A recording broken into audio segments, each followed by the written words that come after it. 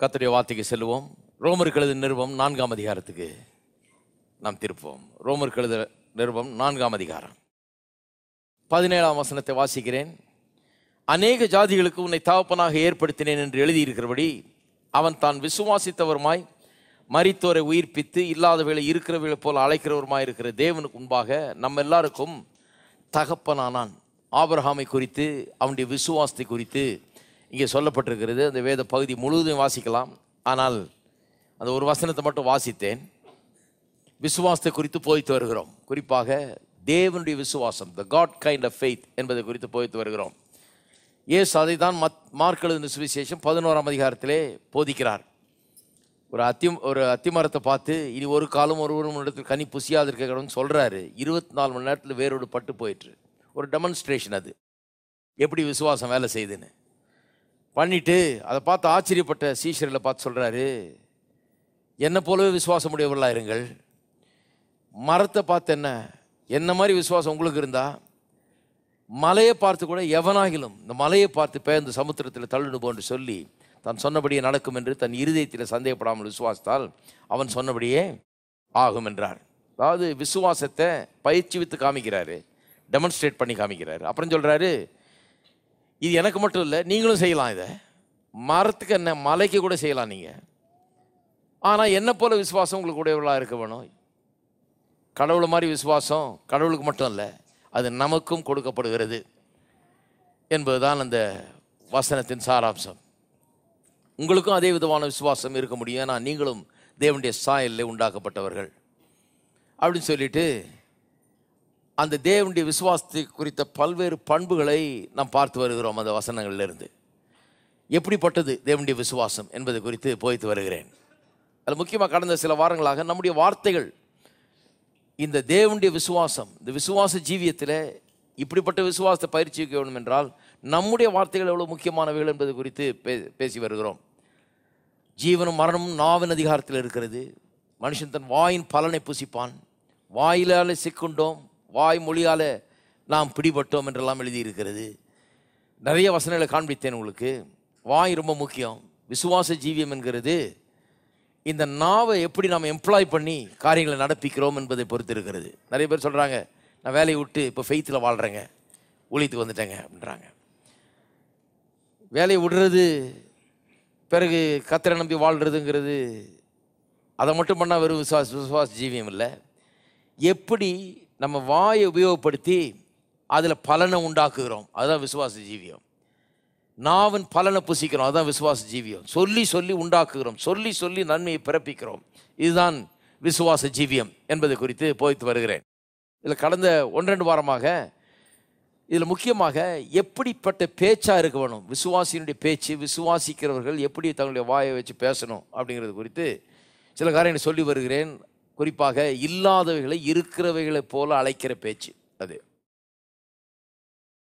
அதை குறித்தான் இங்கே ரோமர் 4ஆம் அதிகாரத்தில் வாசிக்கிறோம். ஆபிரகாமுடைய விசுவாசத்தை குறித்து அங்கே சொல்லப்பட்டிருக்குது. எப்படி ஒரு மனுஷன் கிட்டத்தட்ட 100 வயசு ஆயிடுச்சு, மனைவிக்கு கிட்டத்தட்ட 90 வயசு ஆயிடுச்சு. அந்த நேரத்தில் விசுவாசத்தை பயன்படுத்தி விசுவாசத்தின் நிமித்தமாக கற்பம் தரித்து அவர்களுக்கு 100 வயசில் பிள்ளை பிறந்தது அப்படின்னு சொல்லி சொல்லப்பட்டிருக்கிறது. அதில் தான் 17ஆம் வசனம் மட்டும் வாசித்தேன். அதிலே கடைசியில் கொஞ்சம் வாசித்து பார்த்தீங்கன்னா 23ஆம் வசனம் சொல்லுது, இது நமக்காகவும் எழுதப்பட்டிருக்கிறது. அவனுக்காக மட்டும் இல்லை, இது நமக்காகவும் எழுதப்பட்டிருக்குது. எல்லாம் சொல்லுவோம், இது நமக்காக எழுதப்பட்டிருக்கிறது.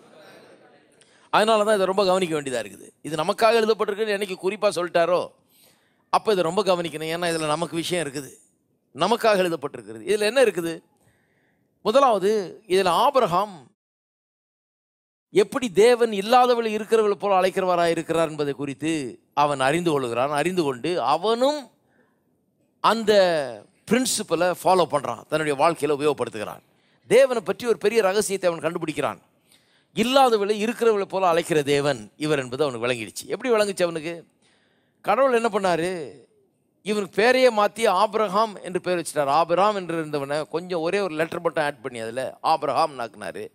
சின்ன மாற்றம், பெரிய வித்தியாசம். என்ன அர்த்தம்? ஆபிரகாம்னா அநேக ஜாதிகளுக்கு தகப்பன் அர்த்தம். அப்போ அவன் அதை பற்றி யோசித்து பார்க்குறான், ஏன் இப்படி கர்த்தர் பேரை மாற்றினார், எனக்கு என்ன விஷயம் இதில் இருக்குது அப்படின்னு யோசித்து பார்க்குறான். கர்த்தரை பற்றி கொஞ்சம் தியானித்து பார்க்குறான். அவனுக்கு விளங்கிடுச்சு, கர்த்தர் ஒரு டைப்பானவர். அவர் எப்படிப்பட்டவர்? இல்லாதவர்களை இருக்கிறவர்களை போல அழைக்கிறவர். அவர் அப்படின்னா அப்போ நானும் அப்படி ஆகிட போகிறேன். அவர் அப்படி தான் செய்கிறாருன்னா நானும் அப்படி ஆகிட போகிறேன். அவர் என்னை அநேக ஜாதிகளுக்கு தகப்பனாக ஏற்படுத்துவேன்னு சொல்லலை, படுத்தினேன்றாரு. பாஸ்ட் டென்ஸில் சொல்கிறாரு. அவருடைய மைண்டில் ஏற்படுத்தியாச்சு. இன்னும் குழந்தை பிறக்கலை, இன்னும் அவன் தகப்பன் ஆகலை, இன்னும் அவள் தாயாகலை, ஆனால் ஏற்படுத்தினேன்றார். நடந்து முடிஞ்சது போல் பேசுகிறார். ஏன்னா கடவுளுக்கு என்றைக்கு அதை எண்ணிட்டாரோ சொல்லிட்டாரோ நடந்து முடிஞ்சது மாதிரி தான் அவர் சொல்லலாம். அப்படி அதுதான் விசுவாச பேச்சு. That's faith talk. அப்போ அவன் கண்டுக்கிட்டான் கடவுள்லாம் இப்படி தான், அவருடைய விசுவாசம் இப்படி தான் செயல்படுகிறது. அவர் சொன்னார்னா சொன்னபடி ஆகும். அவர் அதுக்கு தெரியுது அவருக்கு. அதனால் அவர் சொல்லிட்டாரு, உன்னை அநேக ஜாதிகளுக்கு தகப்பனாக ஏற்படுத்தினேன்னு சொல்லிட்டு அது எனக்கு விளங்காதனால இப்போ என் பேரையும் மாற்றிட்டாரு. ஏன்னா நானும் அதே சொல்லணும்னு அவர் விரும்புகிறாரு.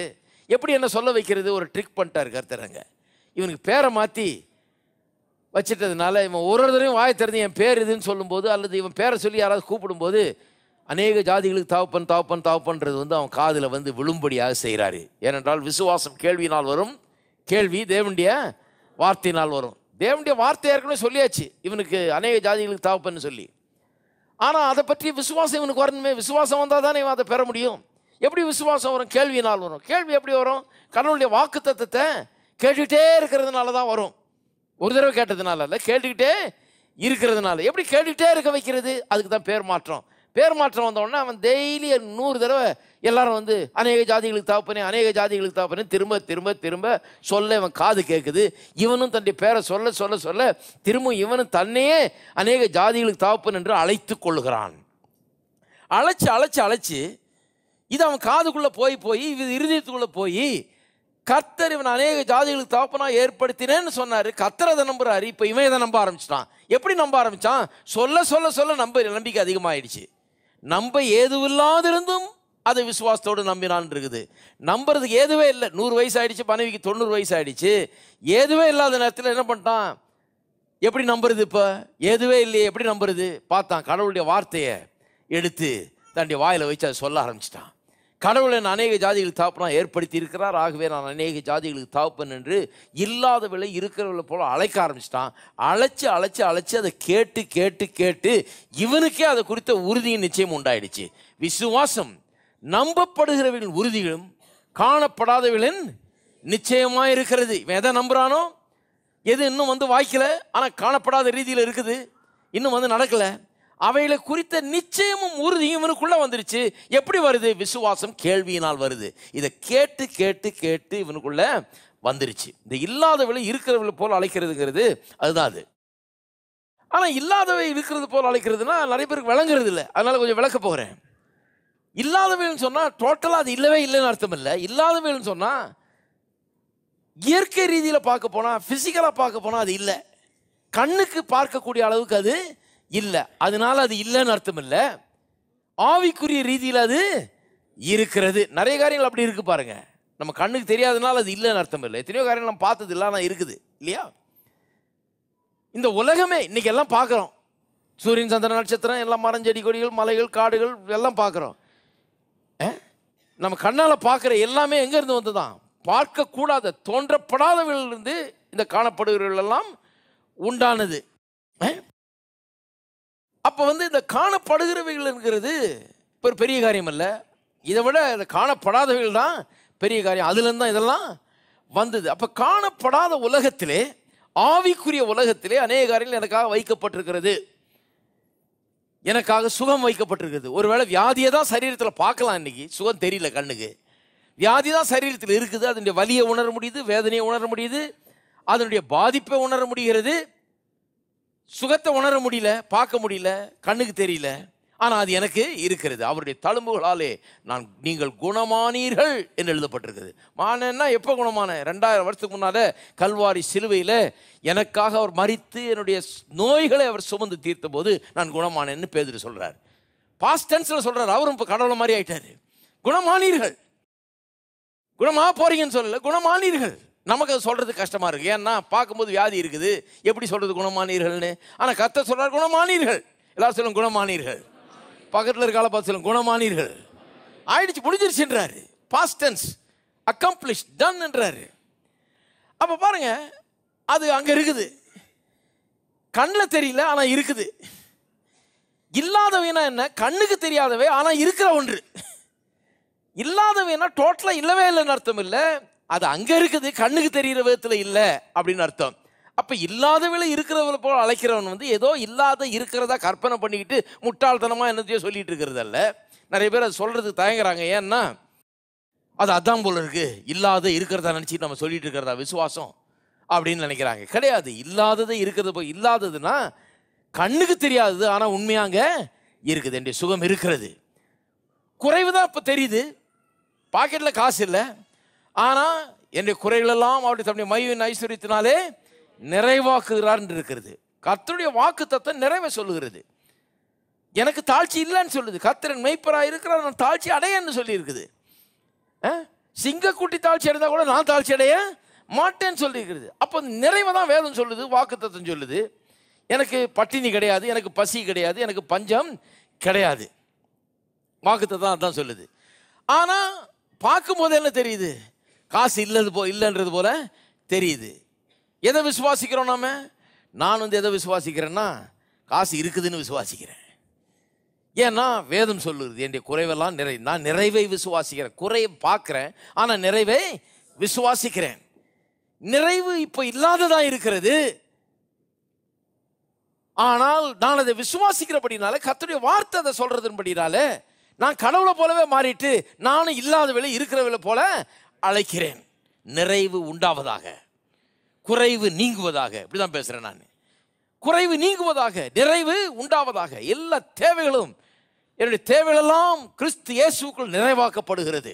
அப்படி சொன்ன தப்பா? நான் இல்லாத இருக்கிறது போல அழைக்கிறேன். கர்த்தருடைய தேவைகளெல்லாம் சந்திக்கிறார், எனக்கு குறைவே கிடையாது.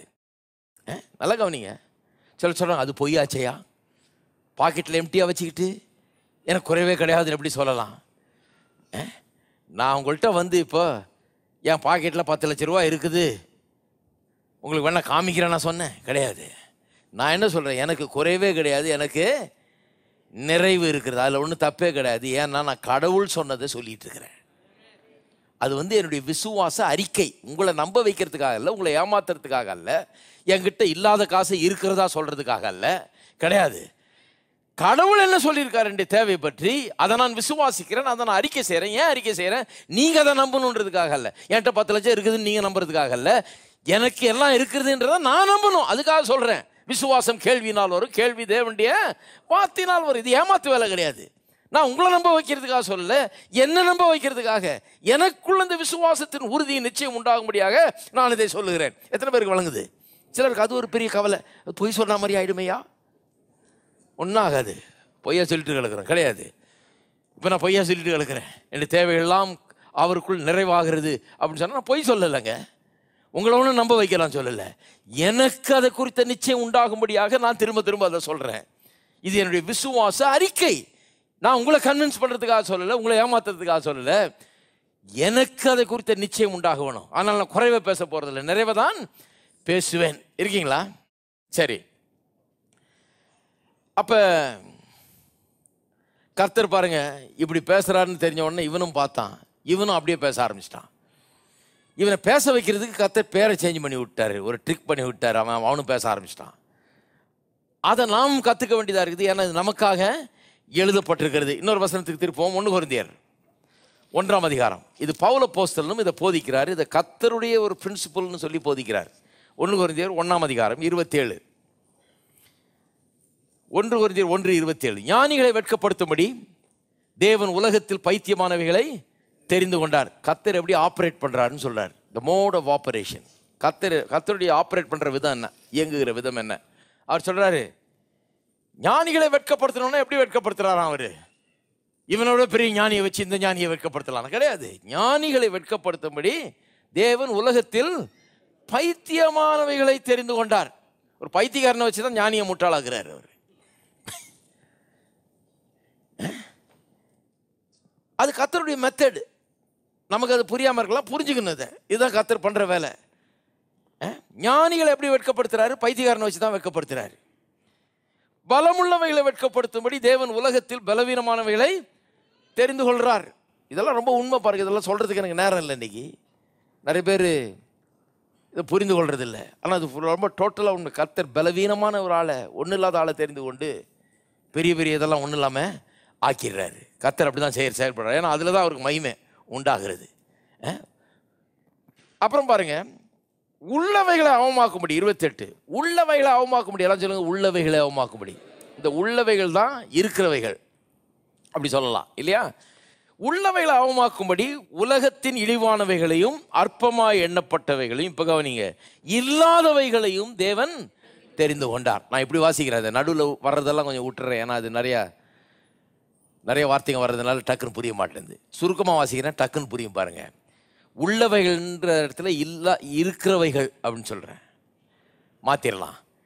இருக்கிறவைகளை அவமாக்கும்படி இல்லாதவைகளை தேவன் தெரிந்து கொண்டார். எல்லாம் சொல்லுவோம், இருக்கிறவைகளை அவமாக்கும்படி இல்லாதவைகளை தேவன் தெரிந்து கொண்டார். இதுதான் கர்த்தருடைய மெத்தடுங்க. இதை ஆபிரகாம் கண்டுபிடிச்சிட்டான். இருக்கிறவளை அவமாக்கும்படி. இருக்கிற நோயை அவமாக்கணும்னா என்ன பண்ணோம்? இல்லாத சுகம் வந்ததுன்னா இருக்கிற நோய் வெளியே போயிடும், அவமாகி விடுகிறது. இருக்கிற குறைவை அவமாக்கணும்னா எப்படி அவமாக்கணும்? இல்லாத ஐஸ்வர்யத்தை கொண்டு வந்தா இருக்கிற தரித்திரம் ஒளிந்து விடும். இருக்கிற தோல்வி அவமாக்கணும்னு என்ன பண்றது? இல்லாத வெற்றியை கொண்டு வந்து இருக்கிற தோல்வியை அவமாக்குகிறார். இப்படிதான் கர்த்தர் பண்றார். இதுதான் கர்த்தருடைய மெத்தட். ஆதியாம் முதல் வெளிப்படுத்தல் வர வாஸ்து பார்த்தீங்கன்னா இதை மறுபடியும் கர்த்தர் யூஸ் பண்றாரு. இதை நான் சில உதாரணங்கள்லாம் காண்பிக்க போறேன். நாமும் இப்படி இந்த மெத்தடை, இந்த வழியை பயன்படுத்த முடியும். ஏனென்றால் அவருடைய சாயலை நாம் உண்டாக்கப்பட்டிருக்கிறோம். நாம என்ன பண்ணலாம்? இருக்கிறவளை அவமாக்கும்படி இல்லாதவளை வைத்து தான் அவமாக்க வேண்டும். அதனால இருக்கிற பிரச்சனையை குறித்து நல்லா கவனிக்கிறீங்களா? இருக்கிற பிரச்சனையை குறித்து கவலைப்படாதீங்க, தைரியம் கொள்ளுங்கள், நம்பிக்கை கொள்ளுங்கள். இருக்கிற பிரச்சனையை வச்சுக்கிட்டு அழுதுகிட்டு இருக்காதீங்க. இருக்கிற பிரச்சனையை குறித்து நம்பிக்கை இழந்து விடாதீங்க. பிரச்சனை இருக்குதா, உடனே என்ன பண்ணுங்க? கடவுளுடைய வார்த்தைக்கு செல்லுங்கள். அதில் இந்த பிரச்சனைக்குரிய பதில் என்ன சொல்லப்பட்டிருக்கிறது, இந்த பிரச்சனையை குறித்த வாக்குத்தத்தம் என்ன இருக்கிறது? பிரச்சனை இருக்குது, பிரச்சனையை பார்த்தாச்சு. நிறைய கிறிஸ்தவர்கள் அதோடு நின்றுறாங்க பிரச்சனையோட. இந்த பிரச்சனைக்கான பதில் என்ன? இந்த பிரச்சனைக்குரிய பதிலை கர்த்தர் என்ன சொல்றாரு? உங்களுடைய பிரச்சனை குறித்து கர்த்தர் என்ன சொல்றாரு? அதை எடுங்க. அதை எடுத்து இல்லாதவளை இருக்கிறவளை போல அலையுங்கள். கர்த்தர் சொல்றத உண்மை என்று உங்களுடைய வாழ்க்கையில சொல்லுங்க. பிரச்சனையை சொல்லிட்டு இருக்காதீங்க. கர்த்தர் சொன்ன இது எனக்கு சொந்தமானது என்று அப்படி பேச ஆரம்பிங்க. வியாதி இருக்குது, சுகத்தை குறித்த வாக்குத்தத்தத்தை எடுங்க. சுகத்தை வாயினால பேசுங்கள், சுகத்தை அலையுங்கள். தரித்திரம் இருக்குது, என்னத்தை எடுங்க? ஐஸ்வர்யத்தை குறித்த வார்த்தைகளை எடுங்க, வெற்றியை குறித்த வார்த்தைகளை எடுங்க, அதை வாயில வைத்து பேசுங்கள். ஆகவே இந்த வசனம் எனக்கு ரொம்ப ஒரு நம்பிக்கையை கொடுக்கிறது. இருக்கிறவைகளை அவமாக்குகிறதுக்கு இல்லாதவளை தெரிந்து கொண்டார்னா அப்போ பிரச்சனையே இல்லை. இருக்கிற எல்லாத்தையும் ஒழிச்சிடலாம். நான் எப்படி இந்த இல்லாதவளை கொண்டு இருக்கிறதெல்லாம் ஒழிச்சிடலாம். இருக்கிறதெல்லாம் என்னால் ஒழிக்க முடியும். இருக்கிற பிரச்சனையை ஒழிக்க முடியும், இருக்கிற தோல்வியை விரட்ட முடியும், இருக்கிற வியாதியை விரட்ட முடியும், இருக்கிற எல்லா காரியங்களையும் விரட்டி அடித்து விட்டு, எனக்கு வேண்டாம்ன்ற காரியத்தெல்லாம் விரட்டி அடித்து விட்டு கர்த்தர் சொல்கிற காரியத்தெல்லாம் எனக்கு உள்ள கொண்டு வர முடியும். இன்னும் கேட்டால் கர்த்தர் சொல்கிறத என் வாழ்க்கையில் நான் கொண்டு வந்துட்டேன்னா இருக்கிற இந்த பிரச்சனைகள்லாம் ஒன்றும் இல்லாமல் போய்விடும். இருக்கீங்களா? அப்படி தான் கர்த்தர் பண்ணார் பாருங்க. ஒழுங்கின்மை, வெறுமை, இருள் இருந்தது. போன வாரம் பார்த்தேன் இல்லையா? கர்த்தரவங்க பார்த்தா ஐயோ ஒரே இருளாக இருக்குது. நம்ம ஆளுங்க இருந்திருந்தாங்கன்னா என்ன பண்ணியிருப்பாங்க? இன்னும் அங்கே இருட்டில் தான் உட்காந்துட்டு பண்ண நேரம் நம்ம எல்லாம் ஒரே இருளுங்க. அந்த காலத்துலேருந்து இந்த காலம் வரைக்கும், தாத்தா காலத்துலேருந்து இப்படி தான் இருக்குது, இருட்டாக இருக்குது, என்ன பண்ணுறதுன்னே ஒன்றும் தெரியல. இதுதான் பேசிகிட்டு இருப்பாங்க. நிறைய பேர் பாருங்கள், அவங்க பிரச்சனையே தான் பேசிகிட்டு இருப்பாங்க, குறையே தான் பேசிகிட்டு இருப்பாங்க. அவர் பார்த்தாரு, ஒரு கொஞ்சம் கூட வாய் திறந்து பேசவே இல்லை அதை பற்றி. அவர் என்ன சொல்கிறாரு? வெளிச்சம் உண்டாக கடவுதுன்னு சொல்லி வெளிச்சத்தை உண்டாக்குனார். ஏன்னா அதுதான் இல்லாத வெளி இருக்கிறத போல அழைக்கிறது. இல்லாதது இருக்கிறதா மாறும்போது இருக்கிறது இல்லாததா மாறுறது. கவனிச்சிங்களா? இல்லாது இருக்கிறதா மாறும்போது இருக்கிறது இல்லாததா மாறுகிறது. இதுதான் இல்லாத விலை இருக்கிற விலை போல அழைக்கிறது என்ற அர்த்தம். அதுதான் பைபிள் வேதத்தில் போதிக்கிறது. அதுதான், இதுதான் கர்த்தருடைய பிரின்சிபிள். இதை எப்படி தான் உபயோகப்படுத்த சொல்லி இருக்கிறது. ஆனால் சிலர் சொல்கிறாங்க, அது என்னையா அது இல்லாத வேலை இருக்கிறது போல் அழைக்கிறது, பைத்தியகாரத்தனமாக இருக்குது. புரியல பாருங்க அவங்களுக்கு. உண்மையாக சொல்லணுங்க, இருக்கிறதா சொல்லணும். நான் அந்த டைப்பு. இதெல்லாம் எனக்கு பிடிக்காதாக்கும். உள்ளதென்று அடியேன்னு சொல்கிறவனாக்கும். இல்லாத இருக்கிறத போல நான் சொல்லக்கூடாது. இதெல்லாம் ஆப்போசிட்டாக போதிக்கிறீங்களே அப்படின்றாங்க. சரி, அவர் வீட்டுக்கு கொஞ்சம் போவோம். யார் வீட்டுக்கு? இருக்கிறத அழைக்கிறேன்றாரா, அவர் வீட்டுக்கு போவோம். எத்தனை பேர் வரீங்க? நிறைய பேர் அதில் இருக்கிறீங்க. உங்கள் வீட்டுக்கு தான் வர்றோம். அவர் வீட்டுக்கு அவர் பின்னாலேயே போனீங்கன்னா, வீட்டுக்கு போகிறாரு. அவருக்கு ஒரு நாய் இருக்குது பாருங்க. அந்த நாய்க்கு சாப்பாடு போடணும். இப்போ அவர் உள்ளே போனோடனே நாயை காணுன்னொன்னே அவர், ஐயோ நாயை காணுமே, கடவுளே நாய் எங்கே போச்சோ, இந்த நாய் என்ன ஆச்சோ, காலையிலேருந்து பார்க்கவே இல்லை, என்ன ஆச்சோ, இப்படியே சொல்லிட்டு இருந்தாருன்னா என்ன நினைப்பீங்க? இந்த கிறுக்கு மனுஷன் நினைப்பீங்க இல்லையா? நான் என்ன சொல்ல வரேன்னா, ஜனங்க எல்லாருமே அவங்க வீட்டுக்கு போய் பார்த்தீங்கன்னா இல்லாத விலை இருக்கிறது தான் அழைக்கிறாங்க. ஆனால் கடவுளுடைய வார்த்தைன்னு வரும்போது மட்டும் இருக்கிறது உள்ளதா சொல்ல போகிறேன்னுவாங்க. இதுக்கு மட்டும் யூஸ் பண்ண மாட்டாங்க, பைபிளில் மட்டும். ஆனால் மற்ற நேரம்லாம் இல்லாத இருக்கிறது தான் அழைக்கிறாங்க. நாய் இல்லைன்னு தெரிஞ்சவன் என்ன பண்ணுறாரு? இந்த நாய் பேர் டாமின்னா டாமி குரல் கொடுக்குறாரு பாருங்க. அவருக்கு தெரியும் அது எங்கேயோ இருக்குது, இங்கே தான் இருக்குது. இல்லைன்றதுனால அது இல்லைன்னு அர்த்தம் இல்லை, அவருக்கு தெரியும் அங்கே இருக்குதுன்னு. டாமி இது இவருடைய நாய். இது எங்கேயோ பின்னால் இருக்கும், முன்னால் இருக்கும், எங்கேயாவது இருக்கும், சுற்றிட்டு இருக்கும். குரல் கொடுத்த உடனே அது என்ன பண்ணுது? அது ஓடி வருது. என்னங்க இல்லாத இருக்கிறத போல அழைக்கிறீங்க? இப்பதானே சொன்னீங்க இருக்கிறத அழைக்கணும். இப்ப மட்டும் இல்லாத இருக்கு. இல்ல பிரதர், அது நாய் இருக்குது. அதை தான் சொல்றேன் நான். வாக்குத்தத்தம் இருக்குது. உங்க நாய் இருக்குதோ இல்லையோ, வாக்குத்தத்தம் இருக்கிறது. யாரு கண்டா நாய் ஓடியே போயிட்டு இருக்கோம், நாய் வண்டி வந்து பிடிச்சிட்டு போயிட்டு இருப்பாங்க. ஆனா இந்த வாக்குத்தத்தத்தை யாரும் கொண்டு போயிருக்க முடியாது. அது இருக்கவே இருக்கிறது, அது எங்கேயும் போக முடியாது. அது நிச்சயமாக இருக்கிறது. கர்த்தர் சொல்லிவிட்டார், பொய்யுரையாத தேவன் சொல்லிட்டாரு. அது நாய் வண்டி பிடிச்சிட்டு போக முடியாது, யாரும் பிடிச்சிட்டு போக முடியாது. அது இருக்கிறது. வானமும் பூமியும் ஒளிந்து போனாலும் அவருடைய வார்த்தை ஒளிந்து போகாதது. அது இருக்கிறது. அப்ப நான் அழைக்கிறேன், இல்லாத இருக்கிறத அழைக்கிறேன்னு சொன்னா இருக்குது. நான் விசுவாசிக்கிறேன், அது எனக்காக இயேசு சம்பாதித்து வைத்த உரிமைன்னு விசுவாசிக்கிறேன், அதை நான் அழைக்கிறேன். என்ன சொல்ல வரேன்னா, இவங்கெல்லாம் வீட்டிலலாம் டெய்லி இதை ப்ராக்டிஸ் பண்றாங்க, இல்லாத இருக்கிறத அழைக்கிறாங்க.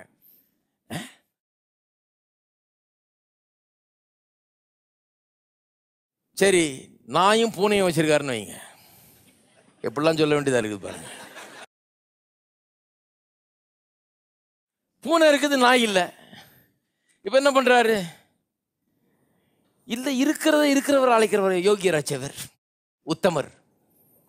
இல்லாத விலை இருக்கிறத போல நம்மள மாதிரிலாம் கிடையாது. இவர் இருக்கிறத அழைக்கிறார். அதனால பூனை தான் இருக்குது, நாய் இல்லை, காணோம், எங்கன்னு தெரியல. நாய் வேணும், என்ன பண்றது? நாய் இல்லை. இவர் இருக்கிறத அழைக்கிறவர். அவர் நல்ல சொல்றாரு, கிட்டி கிட்டி கிட்டின்றார். பக்கத்து விட்டு போனாலும் சேர்ந்து வந்துடும். பூனை மியா மியான்னு அழைச்சா சின்ன பிள்ளை கூட எப்படி கேட்குது பாருங்க பிரசங்கத்தை.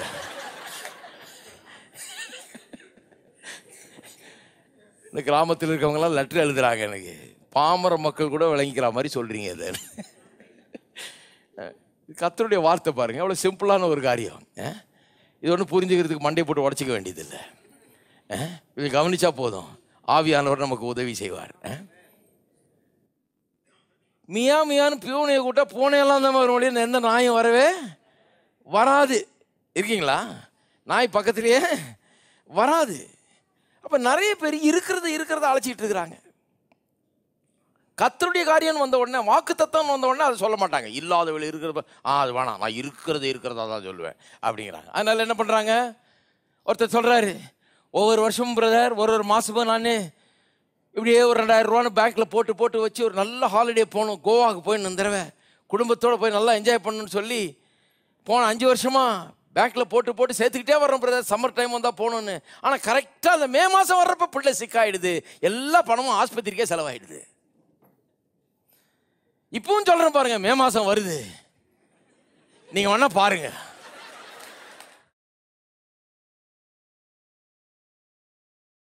இவருக்கு ஆதங்கம் போகணும் கோவாக்கு, போய் அங்கே நல்லா அனுபவிக்கணும்னு. ஆனால் வாய் தான் சரி பண்ண முடியல. இது கோவா போகவே போகாது இந்த வண்டி. கோவான்னு எழுதி போர்டு போட்டு அவர் பார்த்துக்க வேண்டியதுதான், வேற எங்கேயும் போக முடியாது. இவர் போயிட்டுலாம் வர முடியாது. இவர் ஏன்னா அவர் பேசுறது எப்படி, இப்போ கூட பாருங்க, மே மாதம் வந்தோன்னா கரெக்டாக சிக் ஆகுமா இல்லையான்னு பாருங்க. அவர் சொன்ன மாதிரி ஆகும் பாருங்க. அது எல்லாம் ஆஸ்பத்திரிக்கே சரியாக போயிடும் காசு. அவர் சொன்ன மாதிரி அப்படியே ஆகுது. ஏன்னா அவன் சொன்னபடியே ஆகும்னு தானே சொல்லியிருக்குது. இவங்கெல்லாம் பெரிய தீர்க்கதரிசிகள் பாருங்க. இவங்க ஏன் தீர்க்கதரிசிட்டு போகிறாங்கன்னு எனக்கு தெரியல. இவ்வளவு பண்ணிட்டு அப்புறம் தீர்க்கதரிசிட்டு போய் லைனில் நிற்பாங்க. பிரதர் ஜெபம் பண்ணி ஏதாவது சொல்லுங்க பிரதர். வேதம் சொல்லுது உங்களை விட பெரிய தீர்க்கதரிசி யாரும் கிடையாது. நீங்கள் தான் பெரிய நீங்கள் தீர்க்கதரிசின்னு சொல்லிட்டு இருக்கிறீங்க. நீங்கள் சொன்னது தான் இவ்வளோ நாள் நடந்துகிட்டு இருக்குது. உங்களுடைய வாழ்க்கை இன்றைக்கு உங்களுடைய வாயின் வார்த்தைகளின் ஒட்டுமொத்த பிரதிபலிப்பாக இருக்கிறது. என்ன சொன்னீங்களோ அதான் பார்த்துக்கிட்டு இருக்கிறீங்க, என்ன சொன்னீங்களோ அதான் நடந்துகிட்டு இருக்குது, என்ன சொன்னீங்களோ அதான் அனுபவித்துக் கொண்டிருக்கிறீர்கள். இருக்கீங்களா? அதுதான் வேத வசனத்தின் சத்தியம். இருக்கிறவள போல. சரி, அவர் வீட்டுக்கு போவோம். 2 பிள்ளைங்க இருக்காங்க அவருக்கு, ஜானு ஜோ. இவர் போய் பேப்பர் வச்சுட்டு இருக்கிறார், ஜானுங்க உட்காந்து டிவி பார்த்துட்டு இருக்கிறான். ஜோவை காணும், ஜோ வேணும் இவருக்கு. இவர் என்ன பண்ணுறாரு, ஜானை கூப்பிட்டு இருக்கிறாரு. ஏன்னா இவர் இருக்கிறத அழைக்கிற உத்தமம் இருக்கிறார். அதனால இல்லாத ஜோவை போய் கூப்பிட்டு பிரயோஜனம் கிடையாது. ஆகவே என்ன பண்ணுறாரு, ஜோ வேணும், அவன் எங்கேயோ இருக்கிறான், அடுத்த ரூமில் இருப்பான், எங்கேயோ கண்ணுக்கு தெரியல அவன் இருக்கிறான். ஆனால் இருக்கிறத போல் அழைக்கிறவராச்சு இவர். அதனால் என்ன பண்ணுறாரு, ஜானு என்ன நினைப்பாங்க, வீட்டில் கிறுக்கு தான் பிடிச்சிருக்குன்னு நினைப்பாங்க. ஜோ வேணும்னா அவன் கேட்பான், என்னப்பா ஜானுன்னு கூப்பிட்றீங்க? இல்லை ஒன்றும் இல்லைப்பா, ஜோ தான் வேணும் எனக்கு. ஆனால் நீ தானே இருக்கிற, அதனால் இல்லாதவர்கள் இருக்கிறது போல் அழைக்க முடியாது. இப்படியே கூப்பிட்டுட்டு இருந்தீங்கன்னா ஒரு சின்ன வேன் ஒன்று வரும்.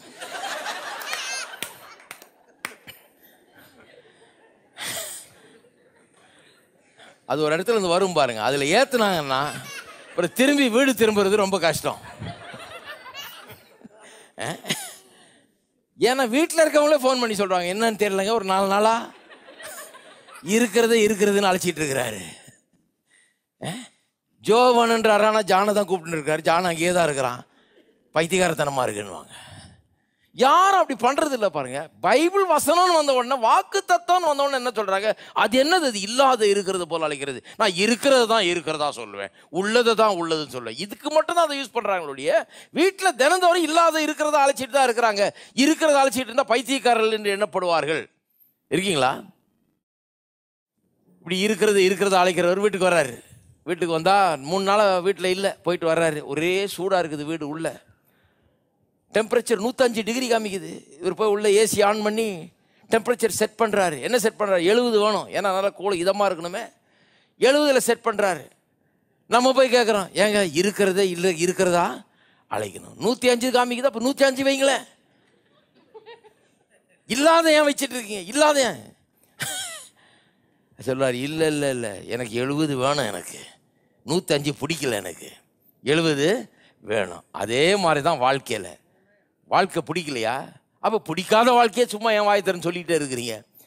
பிடிக்காத விடுங்க, எது பிடிக்குது, எது வேணும் உங்களுக்கு?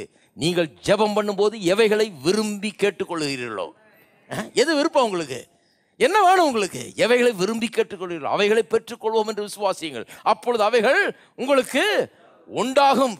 இருக்கீங்களா? எவ்வளோ தெளிவாக சொல்லியிருக்கு பாருங்க வேதம். அப்போ இருக்கிறத போல் அழைக்கிறதுங்கிறது நடைமுறைக்கு ஒத்து வராத ஒரு காரியமாக இருக்கிறது. இல்லாத இருக்கிறத போல தான் அழைத்து கொண்டு இருக்கிறோம். ஏன்னா என்ன வேணுமோ அதை அழைக்கிறோம். ஏன்னா நமக்கு தெரியாது அங்கே இருக்குதுன்னு சொல்லி அதை எடுத்துகிட்டு வான்னு சொல்கிறோம். இப்போ நான் மைக்கில் கூப்பிட்டேன்னா எனக்கு யாரை கூப்பிட்றேன்னா அந்த ஆட்கள் வருவாங்க. ஏன்னா தெரியாத ஆட்கள் அங்கே இருக்கிறாங்க, என் கண்ணு முன்னால் இல்லை, அங்கே எங்கேயும் இருக்கிறாங்க, பில்டிங்கில் இருக்கிறாங்க. நான் வேணும்னா கூப்பிடலாம் இல்லையா?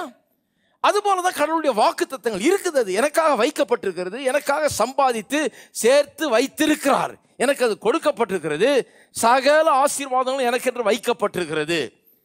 இந்த வைக்கப்பட்டிருக்கிற ஆசீர்வாதத்தை தான் நான் பெற்றுக்கொள்ள பார்க்குறேன். இதில் இன்னொரு பிரச்சனை என்னன்னா, நிறைய பேருக்கு என்னங்க இதை போதிச்சு கடைசியில் ஜனங்கள்லாம் எனக்கு அது வேணும் இது வேணும்னு இந்த திங்ஸ் பின்னால் போயிடுறாங்க. நாங்கள் திங்ஸ் பின்னால் போகிறதுக்கு போதிக்கிறது இல்லை. எந்த திங்ஸ் பின்னால் போக சொல்கிறோம், எந்த திங்ஸ் எல்லாம் அவர் ஏற்படுத்தி வச்சிருக்காரோ அந்த திங்ஸ் பின்னால் போக சொல்கிறோம். நாம் எதுவும் திங்ஸை தேடி போகிறதில்ல. அவர் எங்களுக்கு எவைகளை எல்லாம் ஏற்படுத்தி இருக்கிறாரோ அதன் பின்னால் போக சொல்கிறோம். அதனால தான் எபிரேயர் 11:1 இப்படி சொல்லுது இங்கிலீஷில், faith is the substance of things. எல்லாம் சொல்லுங்க, things வருதா இல்லையா? faith is the substance of things hoped for and evidence of things not seen. 2 தடவை வந்துருச்சாங்க. திங்ஸ் ரொம்ப மோசம் இல்லை, நிறைய திங்ஸை கர்த்தர் ஏற்படுத்தி வைத்திருக்கிறார். அதனால சொல்கிறாரு, தேவனுடைய ராஜ்யத்தையும் அவருடைய நீதியும் தேடுங்கள், அப்பொழுது இவைகளெல்லாம் உங்களுக்கு கூட. இங்கிலீஷில் அருமையாக வந்துருக்குது, seek first the kingdom of God and his righteousness and all these things shall be added unto you. அப்போ சில திங்ஸ் எல்லாம் நமக்கு அவசியம். என்ன திங்ஸ் தேவைன்னு கர்த்தர் ஏற்கனவே தெரிஞ்சு வச்சிருக்கிறாராம், அதையெல்லாம் ஏற்கனவே ஏற்பாடு பண்ணி வச்சிருக்கிறாராம். இதை தேடினா அது வந்துடும்ன்றாரு. இயேசுவை தேடினா அது வந்துடும், தேவனுடைய ராஜ்யத்தை தேடினா அதெல்லாம் கூடயே வந்துடும்ன்றாரு. அப்போ தேவன் ஏற்படுத்தி வைத்திருக்கிற திங்ஸை தேவன் ஏற்படுத்தி வைத்திருக்கிற விதத்தை உபயோகப்படுத்தி தான் நாம் பெற்றுக்கொள்ள முடியும். அவர் ஏற்படுத்தி வைத்திருக்கிற திங்ஸை எப்படி நான் பெற்றுக்கொள்கிறது? விசுவாசத்தின் மூலமாக தான். விசுவாசத்தின் மூலமாக நான் என்ன, நான் அந்த திங்ஸை இல்லாதவைகளை இருக்கிறவைகளை அழைக்கிறது போல, இல்லாதவைகளை இருக்கிறவைகளா எண்ணி அழைக்கிறது போல அழைக்க வேண்டும். அப்படித்தான் நான் சொந்தமாக்கி கொள்ள வேண்டும், இல்லைங்களா? அப்படித்தான் அந்த திங்ஸை நான் சொந்தமாக்கி கொள்ள முடியும். இந்த வேதம் முழுக்க தேவனுடைய பிரின்சிபிள்ஸால் நிறைந்திருக்குது. எப்படி கர்த்தர் எனக்காக ஏற்படுத்தினவில்லை நான் சொந்தமாக்கி கொள்வது. பாருங்க, இவ்வளோ பெரிய புஸ்தகம் இருக்குது, கர்த்தருடைய வார்த்தைன்னு சொல்கிறோம். இதை கர்த்தர் எதுக்கு கொடுத்துருக்கிறாரு? எல்லோரும் ஒரு புஸ்தகம் வச்சுருக்கிறாங்க, நம்ம ஆளுங்களுக்கு ஒரு புஸ்தகத்தை கொடுத்துருவோம், நிறைய பேஜெல்லாம் நிரப்பி ஏதாவது எழுதி கொடுத்துருவோன்னு கொடுத்தாரா? கிடையாதுங்க. இதெல்லாம் ஜீவ வார்த்தைகள். இதில் எழுதப்பட்டிருக்கிற ஒவ்வொரு வார்த்தையினாலும் மனுஷன் பிழைப்பான் என்று எழுதியிருக்கிறது. நீங்கள் பிழைக்கும்படியாய் உங்களுக்காக கொடுக்கப்பட்ட வார்த்தைகள். இதெல்லாம் பிரின்சிபிள்ஸ். இது வேலை செய்யுங்க. எப்போ வேலை செய்யும்? இதை பயிற்சிவித்தால் தான் வேலை செய்யும். இல்லாதவர்கள் இருக்கிறவர்கள் போல் அழைக்கிறவர்கள் எப்போ நான் வாசித்திருக்கிறேன். இதெல்லாம் யாரும் தொடவே மாட்டாங்க, இதை தொடவே மாட்டாங்க, இதை பற்றி பேசவே மாட்டாங்க. ஆபிரகாம் எடுத்தாங்கன்னோட இதை விட்டுருவாங்க. ஆனால் ஆபிரகாமே இதுதான், இதைத்தான் ஆபிரகாம் கற்றுக்கொண்டான். அதனால தான் அவனுக்கு நடந்தது விஷயம், அதனால தான் அவனுக்கு அற்புதம் நடந்தது. ஆனால் இந்த இல்லாதவர்கள் இருக்கிற போல் அழைக்கிறது யாருமே எனக்கு சொல்லி கொடுத்தது கிடையாது. பாருங்க, இதெல்லாம் கடல் கடந்து போய் படிக்க வேண்டியதாக போச்சு. நான் இப்போ நீங்கள் எதையும் கடக்க வேண்டியதில்லை, சும்மா பஸ் ஏறி வந்தாலே கற்றுக்கலாம். இது சிலர் நடந்தே வந்துடுறீங்க பக்கத்தில் இருந்து. அதனால தான் இவ்வளோ பேர் வந்துருக்கிறீங்க. ஏன்னா ரொம்ப தூரம் போக வேண்டியதில்லை, இப்போ இங்கே வந்துருச்சது, இங்கேயே கற்றுக்கொள்ளலாம். அப்போ இதெல்லாம் பயிற்சி வைக்கலாம். கர்த்தருடைய பிரின்சிபிள்ஸால் நிறைந்து இருக்குது. இதெல்லாம் வேலை செய்யும். எனக்காக எழுதப்பட்டிருக்கிறது. ஆபிரகாமுடைய காரியம் எனக்காக எழுதப்பட்டிருக்கு, நமக்காக எழுதப்பட்டிருக்குன்னு சொல்லியிருக்குது. அப்போ இதை நான் எடுத்து நான் இதை ஒர்க் பண்ணேன்னா எனக்கு அது வேலை செய்யும். அதனால தான் எனக்காக எழுதப்பட்டிருக்கிறது. அப்போ பாருங்க, ஒரு பிள்ளை பிறக்குது, பிறக்கும் போது அது நடக்கணும்னு தான் பிறக்குது இல்லையா? ஒரு நாள் நடக்கும். ஒன்றும் இல்லை, ஒரு வருஷம் வெயிட் பண்ணி பாருங்க, அது நடக்கும். அந்த ஒரு வருஷம் வந்த உடனே குழந்தை நடக்க ஆரம்பிச்சிருச்சு. நடக்க ஆரம்பித்த உடனே பாருங்கள், ஒரு 4 அடி எடுத்து வைக்கிறது பொத்துன்னு உழுது, திருப்பி 4 அடி எடுத்து பொத்து உழுது, 10 தடவை உழுது. உழுந்த உடனே குழந்தை இந்த நடக்கிறதெல்லாம் சும்மா இல்லாதவள் இருக்கிறவள் அழைக்கிற சொல்கிறாங்களா, அந்த மாதிரி கேஸ் இது. ஒரே ஏமாத்துற கேஸு. நடக்கலாம் முடியாது, நான் நடந்து பார்த்துட்டேன், 10 தடவை விழுந்துட்டேன், இனிமேல் நடக்க போகிறதில்லைன்னு சொல்லுதா குழந்தை? கிடையாது. குழந்தை பார்க்குது, 100கணக்கான பேர் 1000கணக்கான பேர் நடந்து போயிட்டுருக்கான், ஓடுறான், நடக்கிறான். அப்போ என்னாலேயும் நடக்க முடியும். நான் உழுந்துக்கிறேன். ஏன் உழுகிறேன்னா, இன்னும் எனக்கு பயிற்சி போதாது, எக்ஸசைஸ் போதாது எனக்கு, அதனால தான் நான் விழுகிறேன் அப்படின்னு சொல்லி அந்த குழந்தை எத்தனை தடவை விழுந்தாலும் எழுந்துருச்சு நடக்கிறது. அப்போ நாம் விசுவாசத்தை அப்படி தான் பயிற்சி பண்ண வேணும். பாருங்கள், இதில் உள்ளவைகள்லாம் வேலை செய்யும். வேலை செய்யுமா செய்யாதா? கண்டிப்பாக செய்யும். இன்றைக்கி நீங்கள் புதுசாக அதை கற்றுக்கொள்ள ஆரம்பித்தாலும் இது வேலை செய்யும். ஒரு வேளை புதுசாக நீங்கள் பயிற்சி பண்ணுறவங்களுக்கு சில காரியங்கள் வேலை செய்யாமல் இருக்கலாம். அது ஏன் வேலை செய்யலைன்னா பயிற்சி தேவை. இன்னும் பயிற்சி பண்ணிங்கன்னா நல்லா வேலை செய்யும். பயிற்சி எவ்வளோ அதிகமாக பண்ணுறோமோ அவ்வளோ அதிகமாக, ஒரு குழந்தை எவ்வளோ அதிகமாக நடக்குதோ அவ்வளோ நல்லா நடக்க ஆரம்பிக்கிறது போல் இதை பயிற்சி செய்ய செய்ய இன்னும் நல்லா அது வேலை செய்யும். பாருங்க, ஒருத்தர் ஏரோப்ளேனை ஓட்டணும்னு ஆசைப்பட்டான்னா நேராக போய் மீனம்பாக்கம் ஏர்போர்ட்டில் நின்றுட்டு ரன்வேல நிற்கிற ஏரோப்ளேனை எடுத்து பைலட்டை ஒதுக்குன்னு சொல்லி உட்காந்து எடுத்தான்னா நேராக மரத்தில் போய் சொருகிட வேண்டியதான். அது ஏன்னா இவன் ஓட்டுனதே கிடையாது. He has to learn to operate it. அது எப்படி ஓட்டுறதுன்றது ஒரு ட்ரைனிங் எடுக்கணும். பாருங்கள், ஒரு பிளேன்லேருந்து இன்னொரு பிளேனுக்கு மாறினாலே அதுக்கு தனி ட்ரைனிங் கொடுக்குறாங்களாம். அப்போ விசுவாசம் அப்படி தான் ட்ரைனிங் எடுக்கணும். விசுவாச ஜீவியம் என்கிறது பயிற்சி பெற வேண்டும். இந்த பயிற்சியில் முதல்ல கொஞ்சம் தோல்வி மாதிரி தெரியலாம், முதல்ல இது வேலை செய்யாது போல தெரியலாம். ஆனால் பயிற்சி செய்ய செய்ய செய்ய இது நிச்சயமாக வேலை செய்யும். எத்தனை பேர் விசுவாசிக்கிறீங்க? கண்டிப்பாக வேலை செய்யும். ஏன்னா இது கடவுளுடைய பிரின்சிபல்ஸ். அப்போ கர்த்தர் நமக்காக எல்லாத்தையும் ஏற்படுத்தி வைத்திருக்கிறார். அதையெல்லாம் பெற்றுக்கொள்ளும்படியாக தான் நாம் இதை பயன்படுத்துகிறோம். அதுக்கு விசுவாசம் தேவை. அந்த விசுவாசம் எப்படி வேலை செய்கிறது என்பதை நான் அறிந்து கொள்வது அவசியம். பாருங்க, சில உதாரணங்களை எடுப்போம். திருப்போம் ரோமர்கள் நிருபம். பாருங்க, இது பவுல் அப்போஸ்தலன் போதிக்கிறாரு. வேதம் முழுக்க இருக்குது. இது சில உதாரணங்கள் எடுக்கிறேன் நான் உங்களுக்கு. இது ஏதோ எங்கேயோ ஒரு மூலையிலேருந்து ஏதோ ஒரு வசனத்தை வச்சு நம்ம சொல்லலை. வேதம் முழுக்க இருக்குது. பாருங்க, ரோமர் 12ஆம் அதிகாரம் 19ஆம் வசனத்திலிருந்து வாசிக்கிறேன். பிரியமானவர்களே, பழி வாங்குதல் எனக்குரியது, நானே பதில் செய்வேன் என்று கர்த்தர் சொல்லுகிறார் என்று எழுதியிருக்கிறபடியால் நீங்கள் பழி வாங்காமல் கோபாக்கினைக்கு இடங்கொடுங்கள். அன்றியும் உன் சத்துரு பசியாக இருந்தால் அவனுக்கு போஜனம் கொடு, அவன் தாகமாக இருந்தால் அவனுக்கு பானம் கொடு. நீ இப்படி செய்வதனால் அக்கினி தழலை அவன் தலையின் மேல் குவிப்பாய். நீ தீமையினாலே வெல்லப்படாமல் தீமையை நன்மையினாலே வெல்லு. இதுக்கும் நம்ம பேசுறதுக்கு என்ன சம்பந்தம்னு யோசிக்கலாம். நீங்கள் இப்போ வர்றேன் பாருங்க, என்ன பேசிகிட்டு இருக்கோம்? இல்லாத வேலை இருக்கிறத போல அழைக்கிறது. இங்கே என்ன சொல்லியிருக்குது? தீமையை எப்படி நன்மையினால வெல்லலாம். ஏன் இதை எடுக்கிறேன்னு சொன்னால், தீமை தான் இருக்கிறது. இந்த தீமையை எப்படி வெல்லணுமா? நன்மையினால வெல்லணும். இந்த தீமை நீங்க வேணும் என்றால், நன்மை உண்டாகணும்னா அதை எப்படி வெல்லணுமா? நன்மையினால தான் வெல்லணும். அதை நன்மையை கொண்டாந்து இந்த தீமை நீங்கி போயிடும். இப்போ சொன்னேன் இல்லையா, இல்லாதது வந்த உடனே இருக்கிறது வெளியே போயிடும். இல்லாத வேலை அவமாக்குறதுக்கு இருக்கிற வேலை அவமாக்குறதுக்கு இல்லாத வேலை தேவன் தெரிந்து கொண்டார்னு சொன்னேன். அப்போ அந்த பிரின்சிபலை தான் இங்கே போதிக்கிறார். தீமை இருக்குது. தீமைனா என்ன? கடவுளுடைய வார்த்தைக்கு விரோதமாக இருக்கிறதெல்லாம் தீமை. பாருங்கள், 12 பேர் உழவு பார்க்க போனாங்க இல்லையா, கானான் தேசத்தை. உழவு பார்க்க போனவங்கள வந்தவங்களில் 2 பேர் தான் ஒரு குட் ரிப்போர்ட் கொடுத்தானா. மீதி 10 பேர் கொடுத்த ரிப்போர்ட்டை ஆங்கிலத்தில் எப்படி சொல்லியிருக்குது? ஈவில் ரிப்போர்ட்னு. ஏன் அது ஈவில் ரிப்போர்ட்டு? இவன் என்ன ஈவில் பண்ணான்? இவன் என்ன பெரிய பாவம் பண்ணிட்டான்? இவன் அங்கே போயிட்டு சிகரெட் குடித்தானா? இல்லை அங்கே போயிட்டு சாராயம் குடிச்சிட்டு வந்துட்டானா? அந்த மாதிரி எதாவது பண்ணிட்டான். என்ன அவன் ஈவில்னு சொல்லியிருக்குது? என்ன ஈவில் பண்ணாங்க? ஒன்றும் ஈவில் பண்ணலைங்க. என்ன ஈவில் தெரியுமா? கடவுள் சொன்னார் இந்த தேசத்தை உனக்கு தந்தேன்னு. இவன் வாயில் வர்றது அதுக்கு ஆப்போசிட்டாக வருது. இல்லை, நம்மளால் முடியாது, அதை எடுக்க முடியாது. அதுதான் ஈவில். கடவுள் என்ன சொல்கிறாரோ அதுக்கு ஆப்போசிட்டாக ஒரு மனுஷன் பேசும்போது, அதை விசுவாசிக்க மறுத்து அதுக்கு ஆப்போசிட்டாக பேசும்போது அதுதான் ஈவில். நிறைய பேர் அதை நம்புறதில்லை. அதை நம்ம விசுவாசிகளாம் எல்லாம் இது ஈவில், அது ஈவில், எல்லா ஈவிலும் தெரிஞ்சு வச்சுருக்காங்க. இந்த ஈவில் மட்டும் இன்னும் படிக்கல. ஆனால் இதுதான் ஈவில். கடவுளுடைய வார்த்தை ஒன்று சொல்லும்போது அதை நம்பாமல் அதுக்கு ஆப்போசிட்டாக பேசிகிட்டு இருக்கிறது தான் ஈவில். அப்போ கடவுளுடைய வார்த்தைக்கு விரோதமானது எல்லாமே ஈவில். அந்த ஈவிலை எப்படி நீக்குகிறது? எப்படி நன்மையை கொண்டு வர்றது? நன்மையை கொண்டாந்து தான் இந்த ஈவிலை நீக்க வேணும். இதே பிரின்சிபலை தான் இங்கே சொல்கிறாரு. அப்போ சொல்லப்பட்டிருக்கிறது 20ஆம் வசனம், அன்றியும் உன் சத்துரு பசியாக இருந்தால் அவனுக்கு போஜனம் கொடு. சத்துரு தீமை செஞ்சவன் பசியாக இருந்தால் போஜனம் கொடு, அவன் தாகமாக இருந்தால் அவனுக்கு பானம் கொடு. சத்துருவுக்கும் உங்களுக்கும் ரொம்ப பகை இருக்குது. எப்படி இதை சரி பண்ணுறது? அவர் சொல்கிறார், அவனுக்கு போஜனம் கொடு. இதுதான் கர்த்தருடைய மெத்தடு. நம்மளில் சிலரை விட்டால் நம்ம இந்த வசனம் பிடிக்காது. நமக்கு இந்த வசனத்தையே மாற்றி எழுதிடுவோம். உன் சத்துரு பசியாக இருந்தால் அவன் பட்டினி கடந்து சாகட்டும் அப்படின்னு ரொம்ப சந்தோஷமாக இருக்கு. அந்த வசனத்தை எடுத்து நல்லா ஃப்ரேம் பண்ணி அங்கே மாட்டு. இது எங்கள் மாமியாருக்குன்னே சொல்லப்பட்டிருக்கிறது. அப்படி எழுதி மாட்டிடுவாங்க. கர்த்தர் சொல்கிறாரு,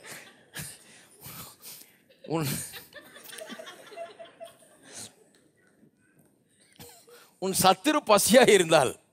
கர்த்தருடைய மெத்தடு வேறு பாருங்க. அவர் சொல்கிறாரு, உன் சத்துருவை பட்டினி போடலாம் நீ இருக்கிற, ஆனால் என் மெத்தடு அவனை சரி பண்ணுறதுக்கு நான் மெத்தட் வச்சுருக்கேன், வேறு மெத்தட் வச்சுருக்கேன்றாரு. பட்டினி போட்டு அவனை சாகடிச்சு சரி பண்ண முடியாது. சத்துருவை சரி பண்ணிடலாம். எப்படின்னா, அவனுக்கு போஜனம் கொடு. பசியாக இருக்கிறவன் சத்துருக்கு போஜனம் கொடு, தாகமாக இருக்கிறவன் சத்துருக்கு இதை கொடு. ஒரு அம்மா தான் பாருங்கள், ஒரு பாஸ்டர்கிட்ட. இந்த பாஸ்டர்கிட்ட சொன்னிச்சா, பாஸ்டர் புருஷனுடைய தொல்லை தாங்க முடியல, ரொம்ப அக்கிரமக்கார பேர் வழி, ரொம்ப அக்கிரமம் பண்ணுறாரு, ரொம்ப அநியாயம் பண்ணுறாரு, சகிக்க முடியல பாருங்கள், ரொம்ப கஷ்டப்பட்டுட்டு இருக்கிறேன், என்ன பண்ணுறதுன்னே தெரியலன்னாரான். இந்த பாஸ்டர் அப்போ தான் இதெல்லாம் பற்றி கொஞ்சம் போதிச்சிட்டு இருக்காரு பாருங்கள். இந்த வசனத்தை மனசில் வச்சுக்கிட்டு அவர் சொன்னாராம்மா, அக்னி தழலை அவன் தலையின் மேல் குவிப்பாயாக இருக்குது, அதை ட்ரை பண்ணி பார்த்தீங்களான்னாரான். அந்தம்மா சொல்லியிருக்குது, அதுங்களா அந்த மாதிரி தெரியல இந்த வசனம்லாம். அக்கினி தழலை தலையின் மேலே வைக்கிறதா அப்படின்னு சொல்லிட்டு அதெல்லாம் பண்ணது இல்லைங்க. ஒரே ஒரு தடவை கோவம் ரொம்ப வந்து சுட சுட இருந்த கடாயத்துக்கு மண்டையிலே போட்டேங்க நினைச்சாங்க.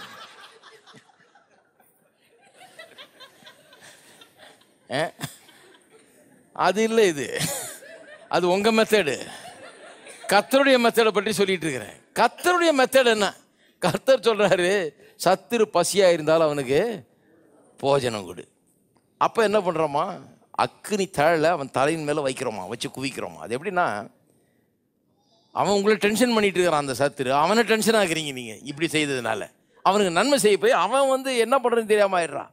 அதான் சர்மன் ஆன் த மவுண்ட்ல அந்த இதில் சொல்லியிருக்காரு இல்லையா, அதாவது மலை பிரசங்கத்தில் என்ன சொல்றாரு, ஒரு மைல் கூப்பிட்டா 2 மைல் போகணும். அது அந்த காலத்தில் என்னென்னா, இந்த ரோமர் போர் சேவர்களும் இவங்களும் இந்த யூதர்களெல்லாம் ரொம்ப ஒரு மாதிரி ட்ரீட் பண்ணுறது.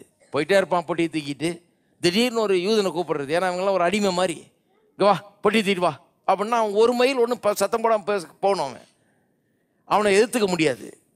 இவன் வந்து கூப்பிட்டான உடனே இவன் பேசாமல் ஒரு அடிமையை மாதிரி பொட்டியை தூக்கிட்டு போயிட்டே இருக்கணும். 1 மைல் வந்தவொடனே அவனும் கொஞ்சம் நியாயஸ்தம் பாருங்க, அக்கிரமத்திலையும் கொஞ்சம் நியாயம் இருக்குது. 1 மைலுக்கு மேலே வேணான்னு சொல்லிட்டு நீ வச்சிரு, நான் வேற ஆளை கூப்பிட்டுக்கிறேன்னு சொல்லிட்டு இவனை போன்றுவானா. அப்போ ஏசு என்ன சொல்கிறாரு, 1 மைல் கூப்பிட்டா 2 மைல் போன்றாரு. அப்படின்னா என்ன அர்த்தம்? 1 மைல் போகும்போது எப்படி போவோம்? நீங்கள் தூக்கிட்டு போகிறீங்கன்னா எப்படி போவீங்க? திட்டிகிட்டே போவீங்க. பாழா போனவன் எங்கேருந்து வந்தானோ தெரியல, இந்த மாதிரி உயிரை வாங்குறானே, இவெல்லாம் நல்லா இருப்பானா அப்படி வாயத்தரன்னு சொல்ல மாட்டீங்க. உள்ள வெறுப்பு பகை இருக்கும் பாருங்க, அப்படி திட்டிகிட்டே போவீங்க. போயிட்டே இருந்துட்டு 1 மைல் வந்தோடனே அப்பா இன்னும் 1 அடி கூட நான் தூக்க மாட்டேன் அப்படின்னு சொல்லி பட்டின வைப்பீங்க. ஏசு சொல்கிறார் 2வது மைலும் போன்றார். ஏன்? இந்த 1 மைல் அவன் வந்து ரொம்ப உங்களை பார்த்து சிரிச்சுக்கிட்டு கிண்டல் பண்ணிக்கிட்டு வா சீக்கிரம் வா அப்படின்ட்டு அவன் ரொம்ப ஜாலியாக வந்துட்டு இருக்கான். 2வது மைல் அவனுக்கு நரகமாயிடும். 1 மைல் போனோன்னு அவன் நீ வச்சிரு போ, நான் வேற ஆளை கூப்பிட்டுக்கிறேன்னு. நீங்கள் எல்லாம் பரவாயில்ல சார், நானே வந்து அடுத்த மைல் உங்களுக்கு தூக்கிட்டு வந்து விடுறேன்னா உடனே அவன் அடுத்த மைல் அவன் அழுதுகிட்டு வரணும் உள்ள. அவனுக்கு அக்கினி தழலை அவன் தலைமையில குவிச்சா மாதிரி ஆயிடும். அவனுக்கு தாளாது பாருங்க. ஏன்னா இப்படி ஒரு நல்ல மனுஷனை இப்படி பண்ணிட்டோமே, நம்ம இவனை பார்த்து சிரிச்சு இவனை வேலை வாங்கி இவனை துன்பப்படுத்தி இப்படி பண்ணிட்டோமே அவன் உணர ஆரம்பிப்பான். கர்த்தருடைய மெத்தடு பாருங்க எப்படி இருக்குது. எத்தனை பேருக்கு பிடிக்குது கர்த்தருடைய மெத்தடு? என்ன அருமையாக சொல்லி தராரு பாருங்க.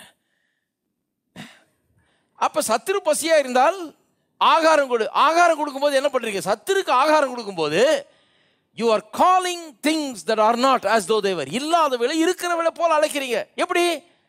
எப்படின்னு சொன்னா, சத்ருவை நண்பன் என்று அழைக்கிறீர்கள். உங்களுடைய செயல் சொல்லாம சொல்லுது. என்ன சொல்லுது? அவன் சத்ரு இல்லை, அவனுடைய நண்பன் என்று. அப்படி சொல்லும் போது அல்லது அந்த செயலினால் அப்படி சொல்லும் போது அவன் நண்பனாகவே நாளைக்கு மாறி விடுகிறான். ஏனென்றால் இல்லாதவளை இருக்கிறவள் போல அழைக்கும் போது இல்லாதவள் இருக்கிறதா ஆயிடும். இருக்கிறீங்களா? இல்லாதவர்களா இருக்கிறவங்களா நீங்க? ஓகே, அடுத்த வசனம் பார்ப்போம். அப்ப சத்துருக்கு ஆகாரம் கொடுக்கும்போது என்ன பண்றீங்க? இல்லாதவளை இருக்கிறது போல அழைக்கிறீங்க. அவன் நண்பன் அழைக்கிறீங்க, அவன் நண்பன் காண்கிறீர்கள், அவன் நண்பன் அழைக்கிறீங்க, அவன் நண்பனும் ஆயிடுவான். அடுத்த வசனம் பாருங்க, யோவான் 2.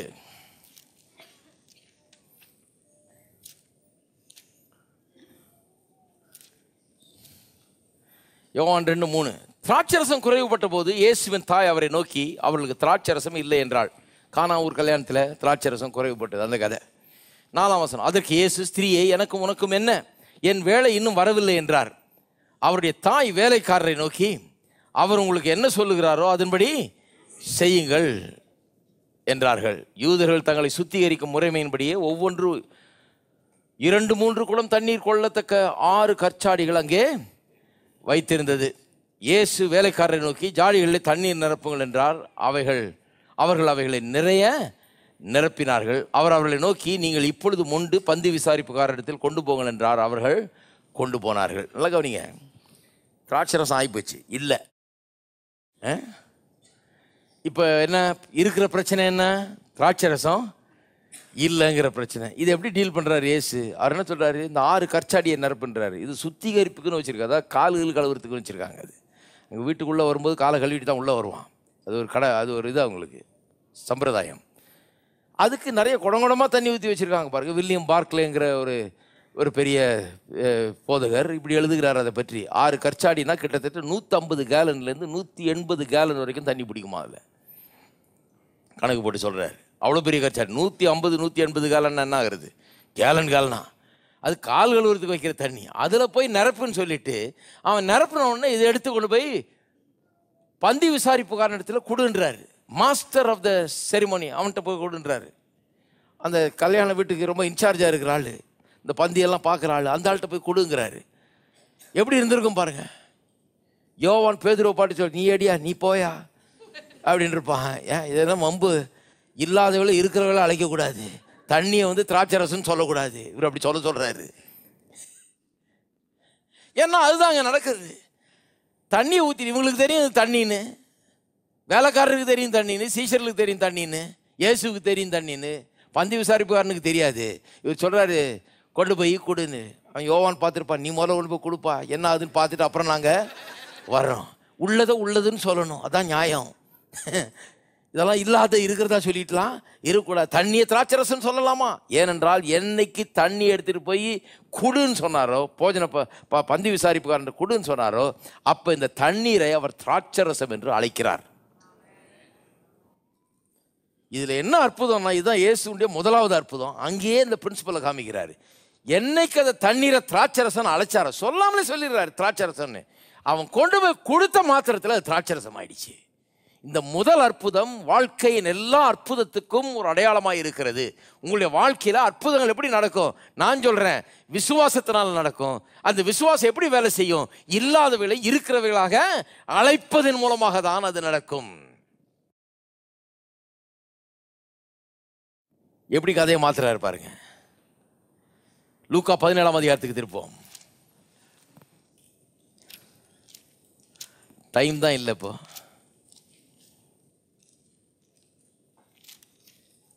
லூக்கா 17ஆம் அதிகாரம் 3ஆம் வசனம். உங்களை குறித்து எச்சரிக்கையாயிருங்கள். உன் சகோதரன் உனக்கு விரோதமாய் குற்றம் செய்தால் அவனை கடிந்து கொள். அவன் மனஸ்தாபப்பட்டால் அவனுக்கு மன்னிப்பாயாக. அவன் ஒரு நாளில் 7 தரம் உனக்கு விரோதமாய் குற்றம் செய்து, நல்லா கவனிங்க, 7 நாளில் 7 தடவை இல்லை, இல்லை வாழ்நாளில் 7 தடவை இல்லை, ஒரே நாளில் 7 தடவை உங்களுக்கு விரோதமாய் குற்றம் செய்து 7 தரமும் முன்னிடத்தில் வந்து நான் மனஸ்தாபப்படுகிறேன் என்று சொன்னால் அவனுக்கு மன்னிப்பாயாக என்றார்.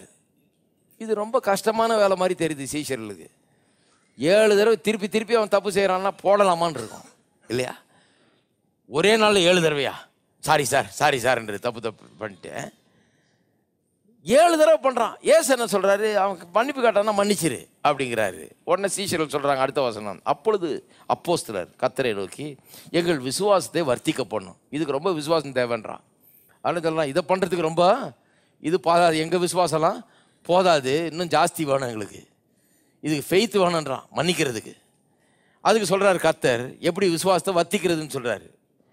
அதற்கு கர்த்தர், கடுகு விதையளவு விசுவாசம் உங்களுக்கு உண்டாயிருந்தால் நீங்கள் இந்த காட்டத்தி மரத்தை நோக்கி நீ வேரோட பிடுங்குண்டு கடலில் நடப்படுவாயா என்று சொல்ல அது உங்களுக்கு கீழ்ப்படியும். என்ன சொல்கிறாரு? மன்னிக்க சொல்கிறேன், 7 தடவை தப்பு பண்ணானா கூட மன்னிப்பு கேட்டானா மன்னிச்சிருன்றேன். நீ எனக்கு விசுவாசம் போதாது, விசுவாசம் இதுக்கு ஜாஸ்தி வேணும், இதெல்லாம் பண்ண முடியுமா? எங்களுக்கு கொஞ்சம் விசுவாசத்தை அதிகரித்து தாரோன்றீரு. நான் எப்படி அதிகரிக்கிறதுன்னு சொல்கிறேன். உனக்கு இருக்கிற விசுவாசத்தை என்ன பண்ணு, விதையாக ட்ரீட் பண்ணி அதை விதை எப்படி விதைக்கிறது? காட்டத்தி மரத்தை பார்த்து நீ வேரோட பிடுங்குண்டு நடுக்கடலில் நடப்படுவாயாக என்று சொல்ல அது அவனுக்கு அப்படியே ஆகும். என்ன சொல்கிறாரு? இந்த பகை, இந்த விரோதம், கசப்பு, மன்னிக்க முடியாத இந்த கசப்பு வேர் நல்லா பாஞ்சு கீழே படர்ந்து நல்லா ஆழமாக ஊன்றி இருக்குது. இதை அகற்ற முடியாது, இது ரொம்ப கஷ்டம்னு சொல்கிறேன். நான் சொல்கிறேன், பெஸ்ட்டு வே எப்படி மன்னிக்கிறதுனா, பெஸ்ட்டு என்னென்னா வாயை திறந்து நான் உன்னை இயேசுவின் நாமத்தில் மன்னிக்கிறேன்னு சொல்லி பாருன்றாரு.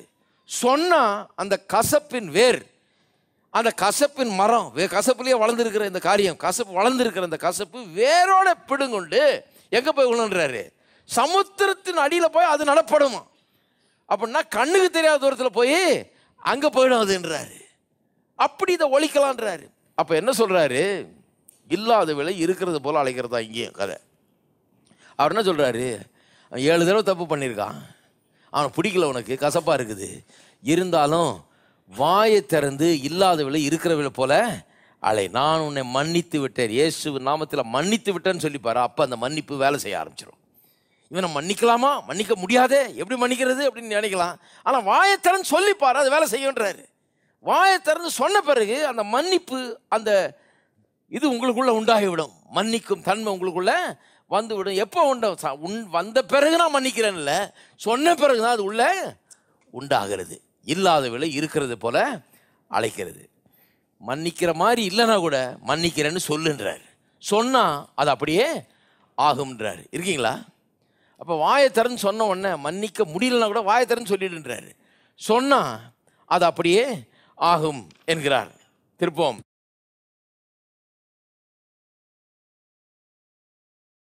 டைம் ஆயிடுச்சு. ஆனால் சொல்கிறேன், லூக்கா 17ஆம் அதிகாரத்தில் 12 முதல் 14 வசனம் பார்த்தீங்கன்னா 10 குஷ்டரோகி வர்றாங்க. இயேசுவை பார்த்துட்டு, அந்த காலத்தில் ஒரு ரூல் இருந்தது, இவ்வளோ தூரத்தில் தான் நிற்கணும், குஷ்டரோகெல்லாம் பக்கத்தில் வரக்கூடாதுன்னு. தூரத்தில் நின்று சத்தம் போடுறாங்க இயேசுவை பார்த்து. அவர் சொல்கிறாரு, தூரத்தில் நின்று சொல்கிறார், சரி நீ போய் உன்னை ஆசாரிய இடத்துல காண்பி. 10 பேரையும் போய் ஆசாரிய இடத்துல காண்பிக்க சொல்கிறாரு. ஆசாரிய இடத்துல போகிறதுக்கு ஒரே ஒரு ரீசன் தான். என்ன ரீசனு? சுத்தம் ஆயிட்டா போய் காமிச்சு கன்ஃபார்ம் பண்ணிட்டு வரலாம், அவ்வளோதான். சும்மாலாம் ஆசாரிட்ட போக முடியாது. எதை வச்சு ஆசாரிட்ட போகிறது? சுகம் ஆயிட்டா போகலாம்.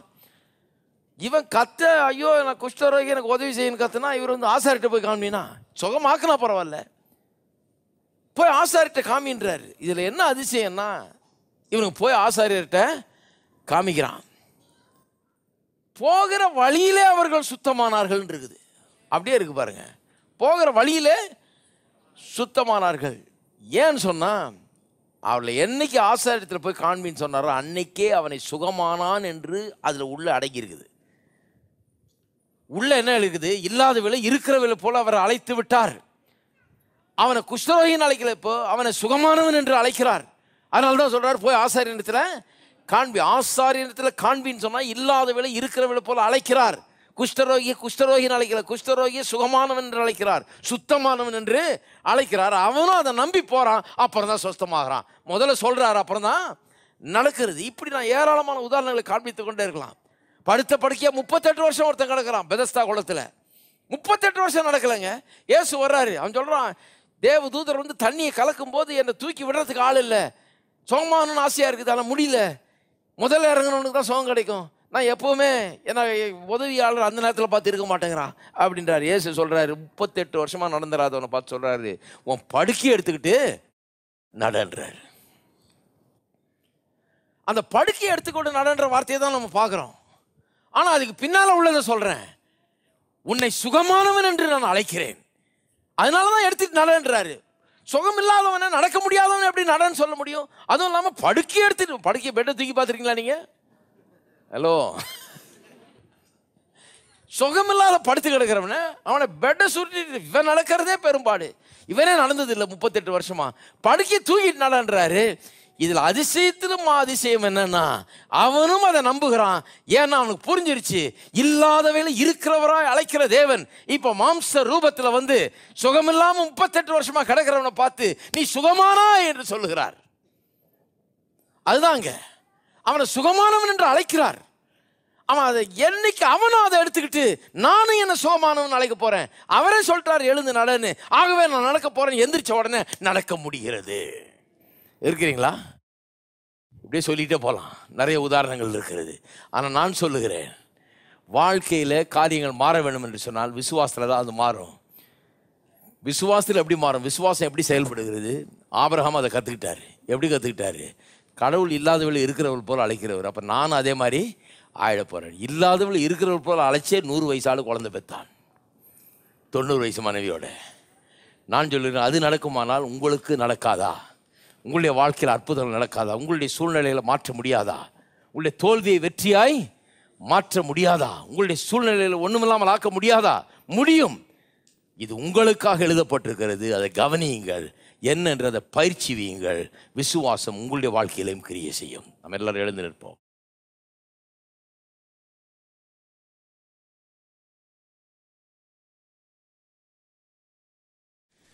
ஞாபகம் வைத்துக் கொள்ளுங்கள், 21ஆம் தேதி அடுத்த ஞாயிற்றுக்கிழமை சாயங்கால ஆராதனை மட்டும் இருக்காது, பகல் ஆராதனைலாம் இருக்குது, மற்ற ஆராதனைலாம் இருக்குது. ஞாயிற்றுக்கிழமை, அதாவது அடுத்த ஞாயிற்றுக்கிழமை சாயங்காலம் மட்டும் இருக்காது. நம்ம எல்லாரும் கரங்களை உயர்த்தி கர்த்தரை ஸ்தோத்திரிப்போம். நாம் ஜெபிப்போம். எங்கள் அன்பின் பிதாவே, கர்த்தராகிய இயேசுவின் நாமத்திலே நாங்கள் வருகிறோம். இல்லாதவளை இருக்கிறவளை போல் அழைக்கிறவர், எங்களை இன்றைக்கு நீதிமான் என்று நீர் அழைத்திருக்கிறீர். எங்களை சுகமானோம் என்று சொல்லுகிறீர். எங்களுடைய குறைகளெல்லாம் நிறைவாக்கப்படுகிறது என்று அறிவித்திருக்கிறீர். இவைகளெல்லாம் எண்ணி பார்க்கிறோம் கர்த்தாவே. நாங்களும் உம்மை போல இல்லாதவளை இருக்கிறவளாய் அழைக்கும்படியாக நாங்கள் தெரிந்து கொள்கிறோம். இயேசுவின் நாமத்திலே சுகம், ஆரோக்கியம், பலன் இவைகளை எடுத்துக்கொள்கிறோம். அதை உரிமை பாராட்டுகிறோம். அதை எங்களுடையது என்று நாங்கள் இன்றைக்கு எங்கள் வாயினால் அறிக்கை செய்கிறோம். வெற்றி எங்களுடையது, ஜெயம் எங்களுடையது கர்த்தாவே. எல்லா சம்பூர்ணமும் எல்லா பரிபூர்ணமும் எங்களுடையது. குறைவு எங்களுடையது அல்ல. குறைவை நிராகரிக்கிறோம், வியாதியை நிராகரிக்கிறோம், பலவீனத்தை நிராகரிக்கிறோம். வெற்றியும் சுகத்தையும் சமாதானத்தையும் விடுதலையும் இயேசுவின் நாமத்தில் எடுத்துக்கொள்கிறோம். தொலைக்காட்சியில் பார்த்து கொண்டிருக்கிறவர்கள் கூட இந்த வார்த்தைகள் அவர்களுடைய உள்ளத்திலும் கிரியை செய்கிறபடியால் உமக்கு ஸ்தோத்திரம். இயேசுவின் நாமத்தில் அவர்களுக்கும் சுகமும் விடுதலையும் சமாதானம் உண்டாவதாக. அந்த வீடுகளில் சுபட்சம் உண்டாவதாக. இயேசுவின் நாமத்தில் ஆசீர்வாதம் உண்டாவதாக. உமக்கே கனம், மகிமை, துதியை செலுத்துகிறோம். இயேசுவின் நாமத்திலே ஜெபிக்கிறோம். ஆமென். நம்முடைய கர்த்தராகிய இயேசு கிறிஸ்துவின் கிருபையும் பிதாவாகிய தேவனுடைய அன்பும் பரிசுத்த ஆவியானவருடைய ஐக்கியம் நம் அனைவரோடும் இன்றைக்கும் என்றைக்கும் இருப்பதாக. ஆமென்.